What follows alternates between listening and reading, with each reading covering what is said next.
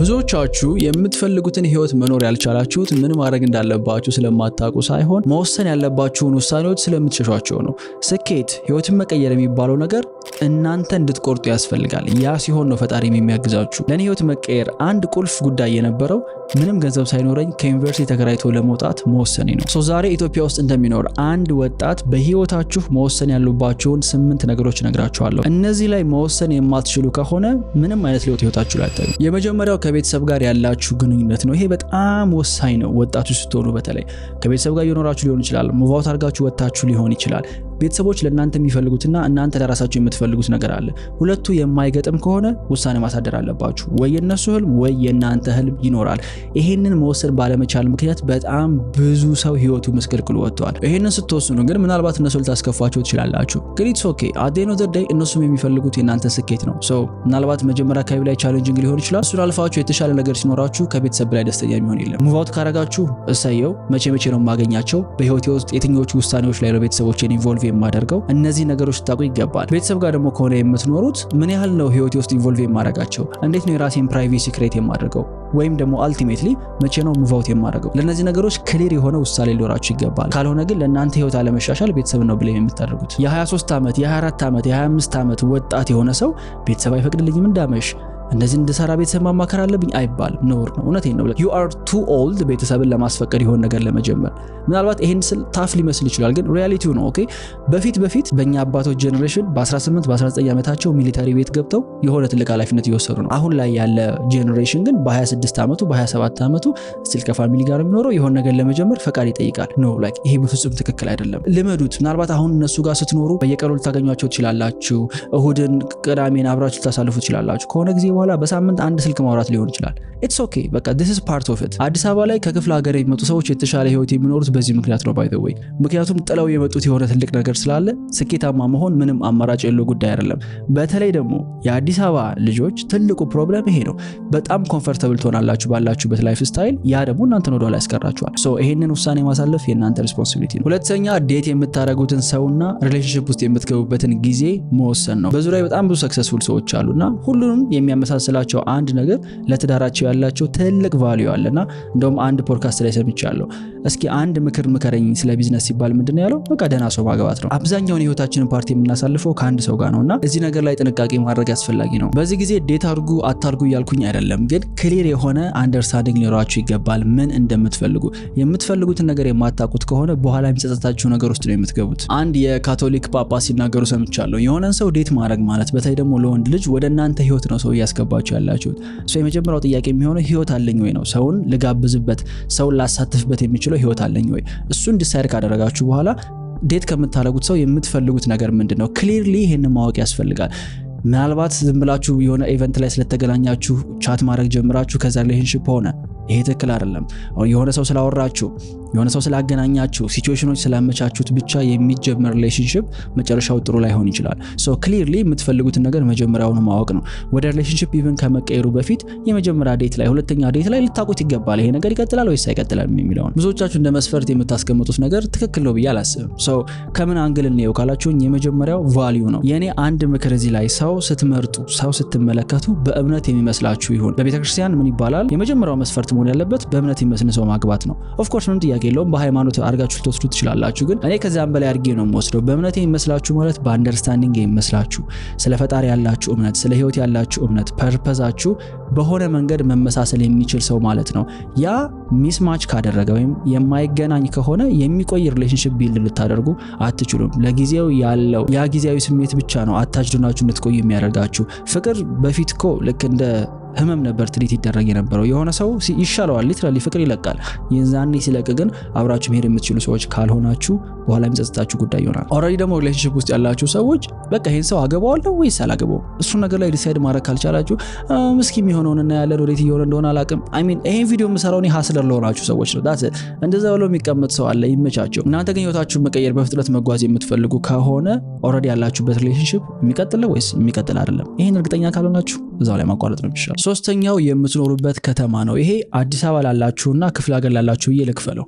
ክፍለ ሀገር ያላችሁ ወጣቶች ዲሳይድ ማድረግ ያለባችሁ እዚህ ከተማ ነው የምኖረው፣ እዚህ ከተማ ነው ስራ የምሰራው ወይስ ደግሞ ሙቭ አድርጋለሁ ነው። የኔ ምክር ግን የተወለዳችሁበት ቦታ አትኑሩ ነው። 24 25 26 ዓመት ከሞላችሁ ከዛ ከተማ ወጣችሁ ሌላ ቦታ ለመኖር ሞክሩ። ምክንያቱም ብዙ ሰው የተወለደበት ቦታ ላይ ህይወቱ የማይቀየርበት ምክንያት ኮሚኒቲው ያሳደገው እዛው ነው ያለው። ኢጎ አለ፣ አዲስ ነገር መሞከር አይፈልግም፣ ሪስክ ይፈራል፣ ፌል አደረገ መባልን ይፈራል፣ የሆነ ቦታ መታየትን ይፈራል፣ የገሬ ልጅ እዛ ጋር ታየ መባልን። እነዚህ ሁሉ ነገሮች ብዙ ሰው የተወለደበት ከተማ ላይ እንዳያድግ አጥር ሆነው ይዘውታል። የአብዛኞቻችን እኮ ህይወት የተቀየረው ዩኒቨርሲቲ ሄደን ነው አይደለ? 12ኛ ክፍል እንደጨረስን ሌላ ከተማ ማናውቀው ቦታ ሄደን ያ እንደ አዲስ ሼፕ አደረገ። እኔ አዳማ ባልሄድ ኖሮ ኮምፕሊትሊ ሌላ ህይወት ነበር የሚኖረኝ። ሁሌ እንደውም እላለሁ የተወለድኩት ደሴ ነው፣ ያደግኩት አዳማ ነው። በቃ ህይወትን ፊገር አውት ያደረኩት ስራ ስለሚባለው ነገር የተማርኩት አዳማ ነው። ምክንያቱም ምንም የሚያቀይ ሰው የለም። የፈለኩትን ነገር መስራት ይችላል፣ የፈለኩትን ሪስክ መውሰድ ይችላልሁና ያ የሚሰጣችሁ በጣም ትልቅ አድቫንቴጅ አለ። ሰው ምን እያልኳችሁ ነው? አሁን ካላችሁበት ከተማ የተሻለ ወደሚባለው ጠጋ ለማለት ሞክሩ። ለምሳሌ አሰላ የሚኖር ሰው ከሆነ አዳማና በጣም ብዙ የተሻለ ኦፖርቹኒቲ አለ። ኢትዮጵያ ውስጥ በትላልቅ ከተሞችና በትናንሽ ከተሞች መካከል ያለው ልዩነት እጅግ በጣም ሰፊ ነው። በአዲስ አበባና በክፍለ ሀገሮች መካከል የኦፖርቹኒቲ ልዩነቱ ልነግራችሁ አልችልም። በቃ የኪሎ ሜትሩን ያህል አይደለም ርቀቱ። ሌላ ዓለም ላይ ኖርማል ነው። ለምሳሌ አንድ ስቴት የኖረ ሰው ሌላ ስቴት ቢሄድ ኦልሞስት ተመሳሳይ ነገር ነው የሚያገኘው። ኢትዮጵያ ውስጥ ግን እንደዛ አይደለም። የሆነች የገጠር ከተማ ላይ ያለ አንድ ልጅ አንድ ከተማ ሲመጣ የሚያገኘው ኦፖርቹኒቲ እጅግ በጣም ትልቅ ነው። ከቻላችሁ አዲስ አበባ ነው። እዚህ በጣም ብዙ ኦፖርቹኒቲ ያለ ገንዘብ ያለው አዲስ አበባ ነው። ካልሆነ ግን ጭራሽ ደግሞ ከነዚህ ከሴንትራል ከተሞች ከራቃችሁ ቢያንስ ወደ መሃል ከተማ ለመጠጋት ሞክሩ። ዘመድ ፈልጉ፣ ለተወሰነ ያህል ጊዜ ሊያሳድራችሁ የሚችል ጓደኛ ምናምን በሆነ መንገድ ፊግር አውት አድርጋችሁ ግን የተሻለ ኦፖርቹኒቲ ያለበት ቦታ ራሳችሁን አስገቡ። አዲስ አበባ ለምትኖሩ ሰዎች ደግሞ ከአዲስ አበባ ሂዱ እያልኩኝ አይደለም፣ ግን የተወለዳችሁበት ሰፈር አትኖሩ። አዲስ አበባ ላይ አያትና ጦር ኃይሎች መካከል ያለው ልዩነት ኮምፕሊትሊ ሌላ ከተማ እንደማለት ነው። በተቻለ መጠን ሙቭ ስታደርጉ ሌላ ራቅ ያለ ሰፈር ግቡ። እዛ አዲስ ኤንቫይሮንመንት ላይ የምታገኟቸው ሰዎች ይቀየራሉ። የምትሄዱበት ሱቅ፣ ኮፊ ሾፕ የምትሄዱበት፣ ጎረቤቶቻችሁ፣ ይሄ ሁሉ ኤንቫይሮንመንት እናንተን እንደ አዲስ ይሰራችኋል።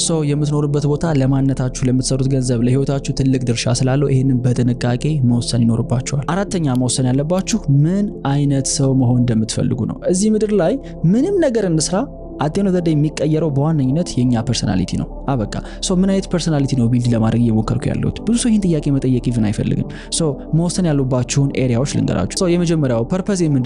ምንድነው መስራት የምፈልገው? አጤን አቺቭ ማድረግ የምፈልገው ነገር ምንድነው? ይሄን ክሊር ልታውቁት ይገባል። ሁለተኛ ያንን ፐርፐዝን አቺቭ የማደርገው ምን ሰርቼ ነው? ስራ፣ ቢዝነስ ሊሆን ይችላል፣ ኬሪየር ሊሆን ይችላል። ቢዝነስ ከሆነ ቢዝነስ ፈልጋለሁ አልፈልግም? ምን አይነት ቢዝነስ ነው መጀመር የምፈልገው? መቼ ነው ቢዝነሱን ለመጀመር የምፈልገው? ይሄንን ክሊር ማስቀመጥ። ሶስተኛ መንፈሳዊ ህይወታችሁን፣ መንፈሳዊ ህይወት አለኝ የለኝም? የማመልከው ነገር አለ ወይስ የለም? የማመልክ ደግሞ ከሆነ ምን ያህል ነው ኢንቮልቭ ማድረግ የምፈልገው? ራሴ ምን ያህል ማስተማር እፈልጋለሁ? ኢትዮጵያ ውስጥ ነው ያለነው። ከ98% በላይ የሚሆነው ሰው አማኝ ነው። ግን የሚያምነውን ነገር ምን ያህሉ ሰው ያውቀዋል? ወስኖ ነው መርጦ ነው የገባው የሚለው ግን በጣም ትልቅ ጥያቄ ውስጥ መግባት ያለበት ጉዳይ ነው። ይሄንን ራሳችሁን ጠይቁ። ሌላው ከሰዎች ጋር ያላችሁ ግንኙነት ምን ይመስላል? ለቤተሰቦቻችሁ ምን አይነት ሰው ናችሁ? ለጓደኞቻችሁ ምን አይነት ሰው ናችሁ? ስራ ቦታ ምን አይነት ሰው ናችሁ? ይሄንን ፊገር አውት ማድረግ ያስፈልጋል። የተለያየ አይነት ፐርሰናሊቲ ኑር እያልኩኝ አይደለም፣ ግን የሆነ እገሌኮ እንዲህ ነው የሚባልለት አንድ አቋምና ስታንዳርድ ሊኖራችሁ ይገባል። ይሄ አቋምና ስታንዳርድ ያላቸው ሰዎች ናቸው በህይወት ብዙ ነገር ሲሰሩ የምንመለከታቸው አይደለ? ሌላው ግን ክራይሲስ ውስጥ ይገባል። ምናልባት አንዳንዶቻችሁም ገጥሟችሁ ሊያውቅ ይችላል። ግን ምንድነው የምሰራው? እኔ ማን ነኝ? ምንድነው እያረኩ ያለሁት የሚል ጥያቄ ይፈጠራል። የሆነ ሰዓት ላይ እንደውም ሚድ ላይፍ ክራይሲስ የሚሉት አለ። የሆነ እድሜ ላይ ሰዎች እንዲህ አይነት ጥያቄዎችን ይጠይቁና ህይወታቸው ክራይሲስ ውስጥ ይገባል። ለምን ካላችሁኝ ቀድሞ ዲሳይድ ስላልተደረገ። ስለዚህ እንደ ወጣት እነዚህን ውሳኔዎች ካሁኑ ካሳለፋችሁ እመኑኝ ህይወት በብዙ መንገድ ነው ቀላል የሚሆንላችሁ። ሶሪ በጣም ስላቋረጥኳችሁ። ለ6 ወር ቻሌንጅ ላደርጋችሁ ነው። በሚቀጥለው 6 ወራት ኮምፕሊትሊ ህይወታችሁን መቀየር የምትፈልጉ ከሆነ ያላችሁን ፐርሰናል ህይወት፣ ፋይናንሻል ህይወታችሁን መቀየር የምትፈልጉ ከሆነ ያዘጋጀውላችሁ የ6 ወር ቻሌንጅ አለ። በዚህ ቻሌንጅ ውስጥ የምታልፉ ሰዎች እያንዳንዱ ስቴፕ መከተል የምትችሉ ከሆነ በእርግጠኝነት ነው የምላችሁ በህይወታችሁ እስካሁን ሰርታችሁት የማታውቁትን ገንዘብ ወደ ህይወታችሁ ማስገባት ትችላላችሁ። አዲስ ስራም ቢልድ ማድረግ ትችላላችሁ። ይሄ ቻሌንጅ ምንድነው የሚያካትተው የሚለውን በዲቴል ላሳያችሁ በነፃ ያዘጋጀሁት ኢቨንት አለ። የኦንላይን ኢቨንት ነው። እዚሁ ዩቲዩብ ላይ ነው የሚከናወነው። ምሽቱ 2 ሰዓት ላይ ተገናኝተን ቻሌንጁን እናስጀምራለን። እዚህ ቻሌንጅ ላይ ተሳትፋችሁ የምታሸንፉ ሰዎች በሙሉ ኮምፕሊትሊ ህይወታችሁን የሚቀይረው ሞመንት እንደሚሆን አልጠራጠርም። ህዳር 10 እንገናኛለን። አምስተኛ መወሰን ያለባችሁ ነገር ሱሰኛ የምትሆኑበትን ጉዳይ ነው። ቆይ ምን ማለት ነው? ሱስ ማለት ለአንድ ነገር ብሎ ሌሎቹ ነገሮች ሳክሪፋይስ ማድረግ ነው አይደለ? በህይወት ያ የምትመርጡት አንድ ጉዳይ አለ። ሌሎቹ ነገሮች ሁሉ ሳክሪፋይስ ልታደርጉለት ዝግጁ ሆናችሁት አይደለ?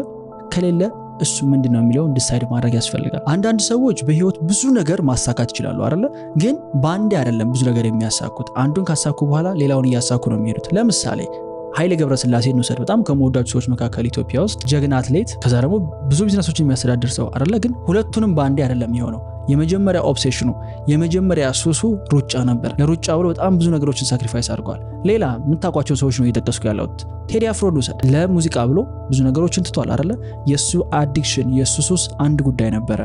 በህይወት ትልቅ ነገር ያሳኩትን ሰዎች ጀርባቸውን ብትመለከቱ የሆነ የእድሜያቸውን ክፍል አንድ ነገር ላይ ኦብሰስድ ነው፣ ሱሰኛ ሆነው ቆይተው ነበር። ምናልባት እንደነዚህ ሰዎች የሆነ ፓሽን የምትፈልጉት ነገር ላይኖር ይችላል። ኢትስ ኦኬ። ግን አትሊስት የምትሰሩት ነገር ላይ አዲክትድ ልትሆኑ ይገባል።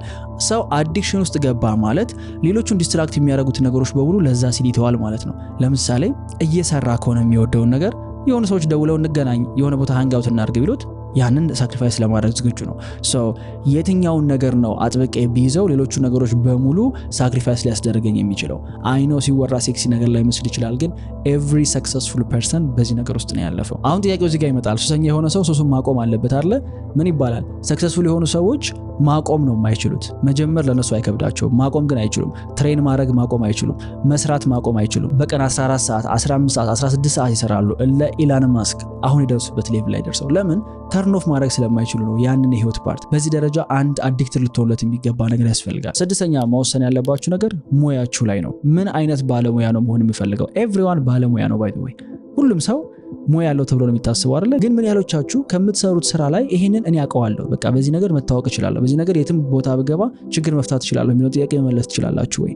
አብዛኛው ሰው እኮ የተሰጠውን የዕለት ዕለት እየሰራ ነው የሚኖረው እንጂ የእውነት የሚሰራው ነገር ምን አይነት ችግር ሶልቭ እንደሚያደርግ አያውቀውምና አንድ ሰው እንዴት የሚወደውን ሙያ ሊያገኘው ይችላል? የመጀመሪያው በተፈጥሮ ያላችሁ ታለንት ሊሆን ይችላል፣ ተሰጥኦ ሊሆን ይችላል። ሁለተኛ ደግሞ እናንተ መስራት የምትፈልጉት ጉዳይ አለ፣ ኢንተረስት የሚያደርጋችሁ ነገር። ብዙ ሰው እኮ ታለንትዱ ነው፣ ታለንቱን የማይከተልበት ምክንያት ያን ያህል ስለማይወደው ነው አይደል? አንዳንዱ ሰው እኮ ጥሩ ድምጽ ኖሮት መስፈን ስለማይፈልግ መዘመር ስለማይፈልግ ያባክነዋል ያንን ራይት። ሶ የእናንተ ታለንት፣ ከዛ ደግሞ የምትፈልጉት ነገር፣ ከዛ ሶስተኛ ደግሞ ያላችሁ ኮኔክሽን፣ በዙሪያችሁ ያላችሁበት ኢንቫይሮንመንት፣ እነዚህ ሶስቱ ሲገናኙ አንድ የምትወዱትን ሙያ ይሰጣችኋል። ግን ታለንትን ወይም ተሰጥኦን ፈልጎ ማግኘት ቀላል ስራ አይደለም። እኔ አሁን ተሰጥኦ አለኝ ብዬ አላስብም ሆነስሊ።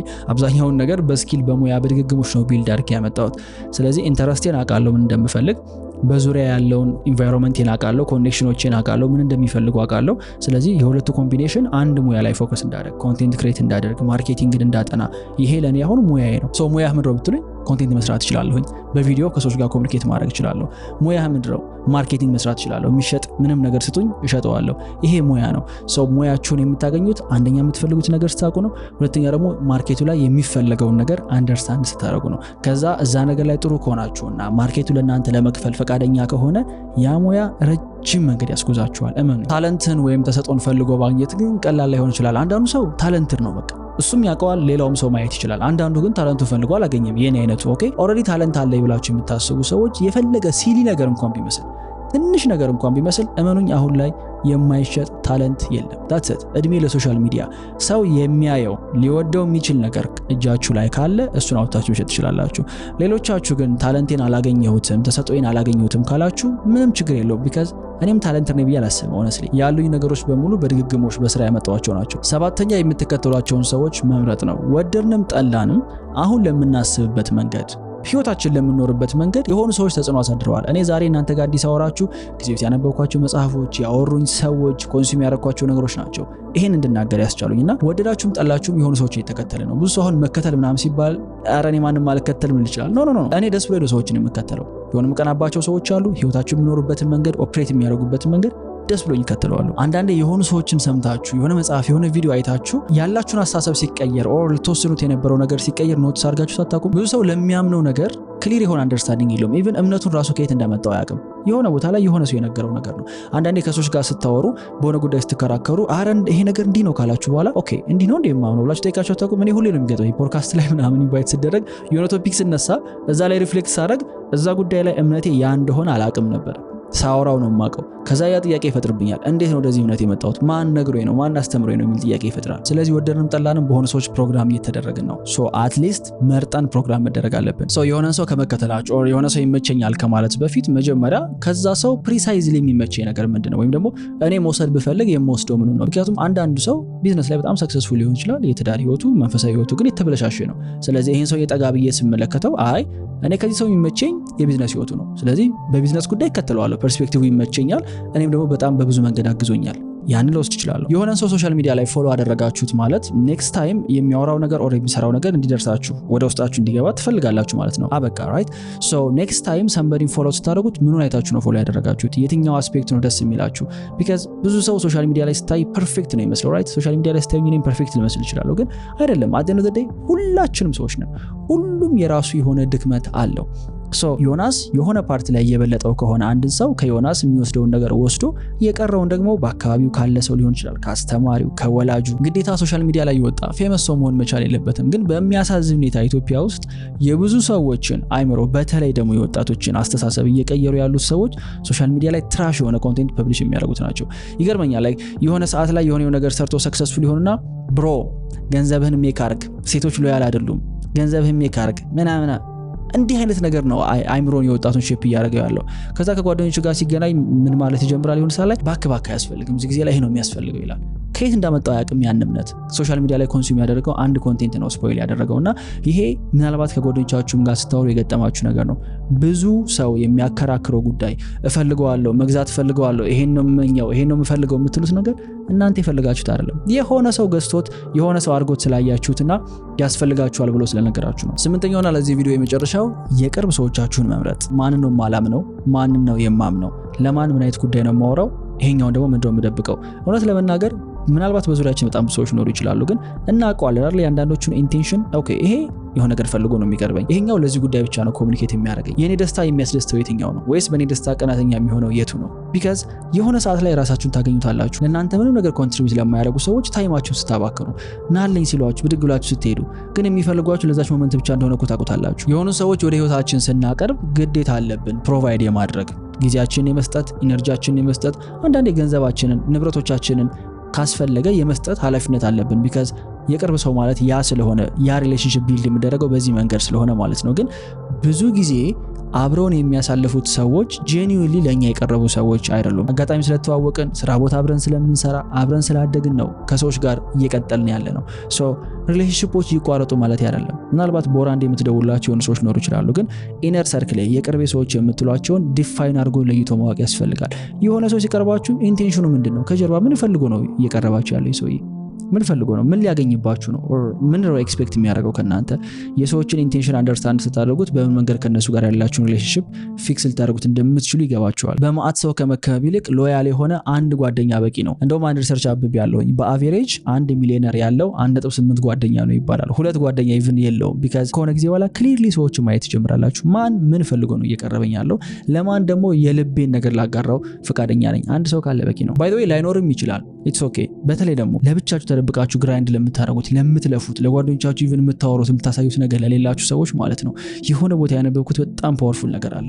ለምትሰሩት ነገር ታማኝ ከሆናችሁ፣ ቀን ከሌት ቀጥቅጣችሁ መስራት የምትችሉ ከሆነ የሆነ ጊዜ ላይ እናንተን የሚፈልግ ሰው አሳዶ መጥቶ ጓደኛችሁ ይሆናል። እውነቴን ነው። አሳደው መጥተው ጥሩ ጓደኞች እናንተን ያገኟቸዋል፣ ኢቭን እናንተ ሳትለፉ ማለት ነው። ሌላው በቅርብ ካሏችሁ ሰዎች ጋር ያላችሁ ባውንደሪ የቱ ነው? እስከምን ድረስ ነው ህይወቴ ላይ መቅረብ የሚችሉት? እስከምን ድረስ ነው ሼር የማደርግላቸው?